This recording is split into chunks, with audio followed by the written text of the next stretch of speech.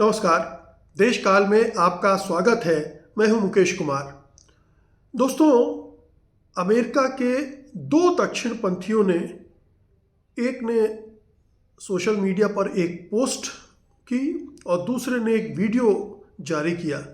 इन दोनों ने एक ज़बरदस्त सनसनी पैदा कर दी है। अंतर्राष्ट्रीय स्तर पर इसकी चर्चा हो रही है और जिस तरह की बातें उस वीडियो में और इस पोस्ट में की गई, वो एक तरह की अलार्म बेल है, एक तरह की खतरे की घंटी है अमेरिका में रहने वाले भारतीयों के लिए। सबसे पहले बात करते हैं उस पोस्ट की, जो कि बाद में डिलीट भी कर दी गई। ये अमेरिकी पत्रकार हैं और दक्षिणपंथी एक्टिविस्ट हैं, मैट फॉर्नी। इन्होंने चेतावनी दी है कि 2026 में हिंदुओं और हिंदू मंदिरों पर टारगेटेड अटैक हो सकते हैं और उसने कहा है, सुझाव दिया है कि हिंदुओं को, भारतीयों को भारत वापस निर्वासित कर दिया जाए। फार्नी प्रवासियों के खिलाफ नफरत भरे बयान देते रहे हैं। उनकी वजह से उनको नौकरी से भी निकाला गया है। लेकिन उन्होंने इस पोस्ट में कहा है कि हर भारतीय को अमेरिका से निकाल दिया जाना चाहिए। फार्नी ने दावा किया है कि अमेरिका में भारतीयों के प्रति जो नफरत है 2026 में चरम पर पहुंच जाएगी और आरोप लगाया है कि भारतीय मूल के लोग, उनके घर, व्यवसाय और मंदिर हिंसक हमलों जैसे सामूहिक गोलाबारी और बम धमाकों के प्रति कहीं ज़्यादा असुरक्षित रहेंगे। खुद को इसने अपना अमेरिका में शांति चाहने वाला बताया है और भारतीय अमेरिकियों के सामूहिक निर्वासन यानी मास डिपोर्टेशन की मांग की है।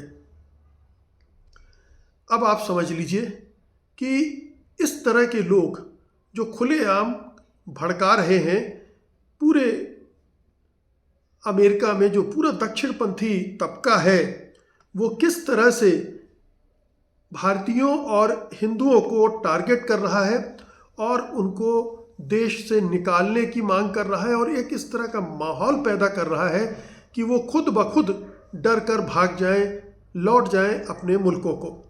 तो पहला तो ये है। और दूसरा, एक निक फ्यूएंटेस हैं, जिन्होंने एक वीडियो बनाया है और जिसमें वो लगातार अपशब्दों का इस्तेमाल करते हुए भारतीयों के लिए वो ये कह रहे हैं कि उन्हें इस धरती पर, अमेरिका की धरती पर रहने का कोई हक नहीं है और उसके लिए वो तमाम बातें कहते हैं कि ये गलत तरीके से आए हैं और हमें शिक्षा दे रहे हैं कि अमेरिका ये है, अमेरिका वो है, हम अमेरिकी हैं, हम क्रिश्चियन हैं, हम गोरे हैं। ये तमाम बातें उसमें कही गई हैं और ये भी कहा गया है कि जो भारतीय होते हैं, हिंदू होते हैं, वो बहुत ही गंदे होते हैं, वो साफ सुथरे नहीं होते हैं और अमेरिका को भी गंदा करते हैं। और सबसे बड़ा आरोप उनका ये है कि वो अमेरिकी कल्चर में घुलते मिलते नहीं हैं। वो अपने मंदिरों में जाएंगे, अपने जो उनके त्यौहार हैं वो सेलिब्रेट करेंगे, लेकिन यहाँ वो क्रिसमस नहीं सेलिब्रेट करते। एक लगभग उसी तरह की शिकायतें हैं जैसे हमारे यहाँ हिंदुत्ववादी ये शिकायतें करते हैं मुसलमानों से, ईसाइयों से, कि वो हमारे कल्चर में घुलते मिलते नहीं हैं।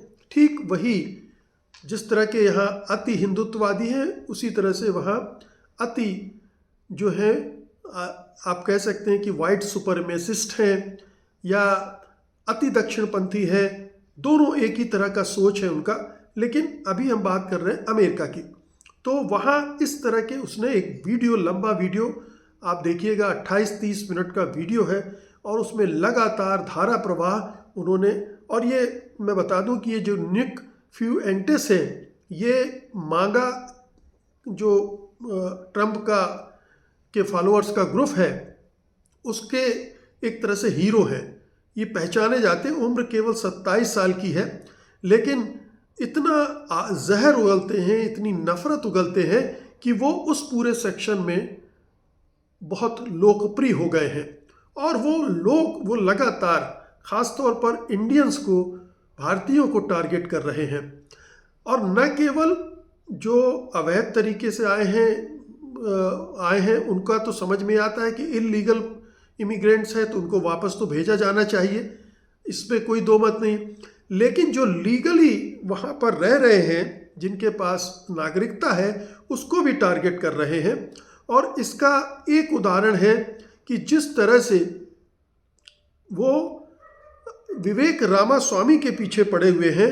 विवेक रामास्वामी को उन्होंने कहा है कि वो एंकर बेबी हैं। विवेक रामास्वामी, वहाँ आप जानते हैं कि जब ट्रंप ने कुर्सी संभाली थी तो उन्हें एक बड़े महकमे में एलन मस्क के साथ रखा था। बाद में विवेक रामास्वामी वहाँ से निकल गए थे और अब वो ओहियो के गवर्नर के चुनाव में खड़े होने की तैयारी कर रहे हैं।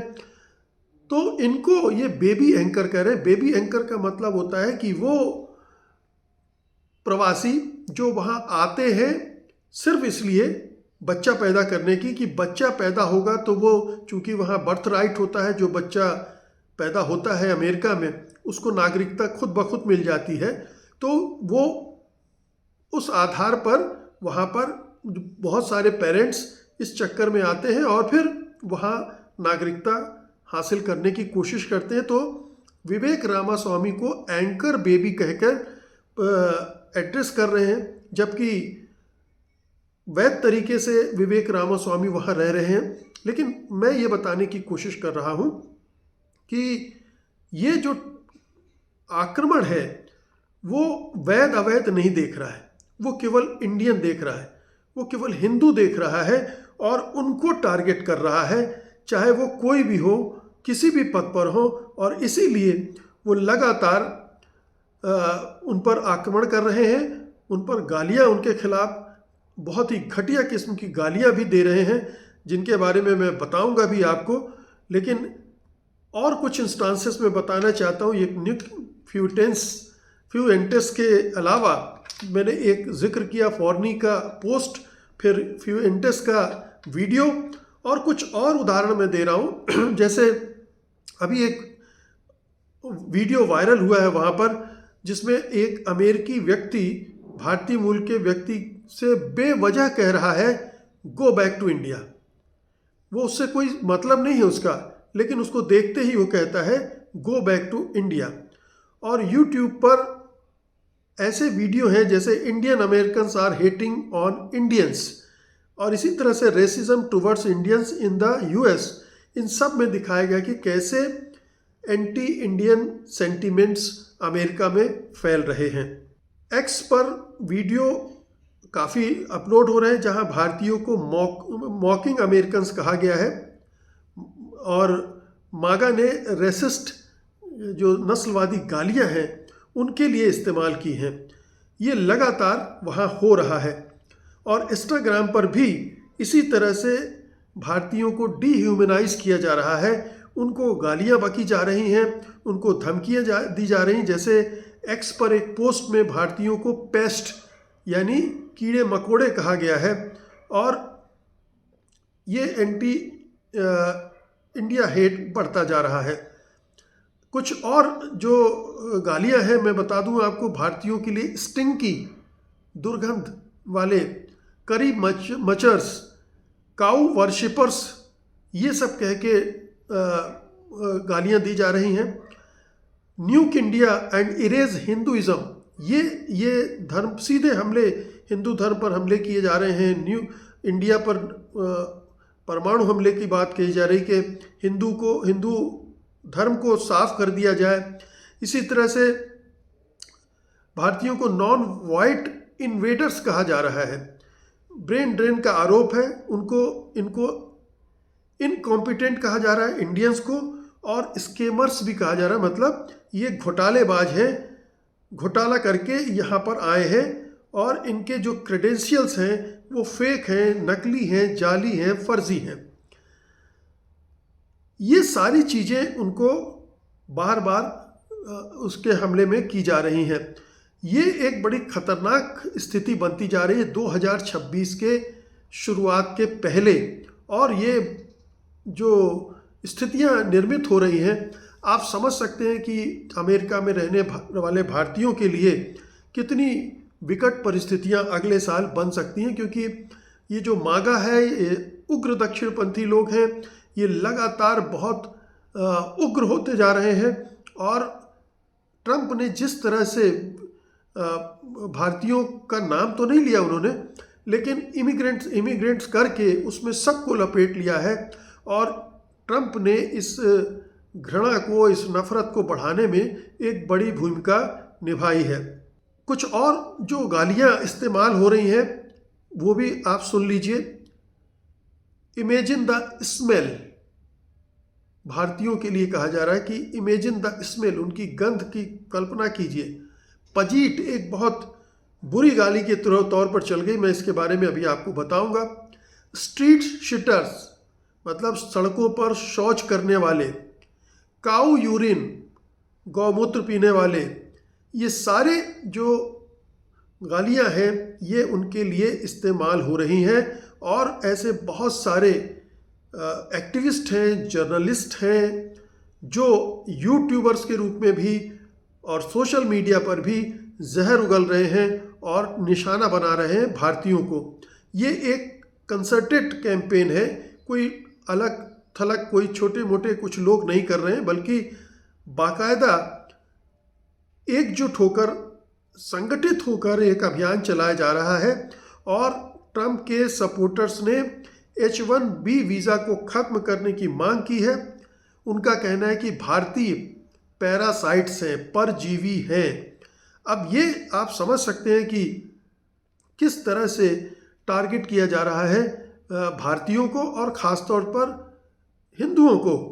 हिंदू एक तरह से यूएस कांग्रेसमैन ने कहा भी कि हिंदू फोबिया का मुद्दा उन्होंने उठाया, जहां हिंदू धर्म को निशाना बनाया जा रहा है। लेकिन ये जो आवाज़ें हैं ये बहुत रेयर हैं, इनकी सुनवाई बहुत नहीं है, क्योंकि मागा का शोर बहुत ज़बरदस्त है। उसे ट्रंप का पैट्रोनेज मिल रहा है, ट्रंप का संरक्षण मिल रहा है, ट्रंप से बढ़ावा मिल रहा है, इसलिए ये लगातार बढ़ता जा रहा है। और ये भयानक रूप से एक ऐसी स्थिति में पहुंच गया है जहां इसको रोकने की संभावना घटती जा रही है। मैंने अभी जिक्र किया था कि भारतीयों के लिए वहां पजीत शब्द का इस्तेमाल हो रहा है। ये इस्तेमाल भारतीयों के लिए हो रहा है, और ख़ासकर उनमें भी हिंदू और सिख मूल के लोगों के लिए हो रहा है। इंटरनेट पर ख़ास तौर पर जो धुर दक्षिणपंथी और वाइट सुपरमिस्ट ग्रुप्स हैं, इनमें ये पजीट शब्द बहुत लोकप्रिय हो गया है।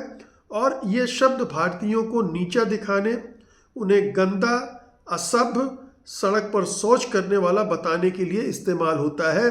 तो पजीट कह दिया तो मतलब भारतीयों और हिंदुओं, खासतौर पर हिंदू और सिखों के लिए ये सारी चीज़ें इस्तेमाल हो रही हैं। 2015 में ये शब्द उभरा था और एक शुरू हुआ था, मीम शुरू हुआ था, पजीट माई सन। ये जो महमूद माई सन एक तुर्की लोगों ने ट्रोल करने वाला मीम बनाया था, उसी के तर्ज पर शुरू हुआ था। और इस अब पजीट के ज़रिए हिंदुओं को निशाना बनाया। जो पजीट है वो शब्द कहाँ से आया, ज़रा ये समझ लीजिए। आप सुनते ही कि सिखों में पाजी शब्द का इस्तेमाल होता है, पंजाब में पाजी शब्द का इस्तेमाल होता है, ये भाई जी के लिए कहा जाता है।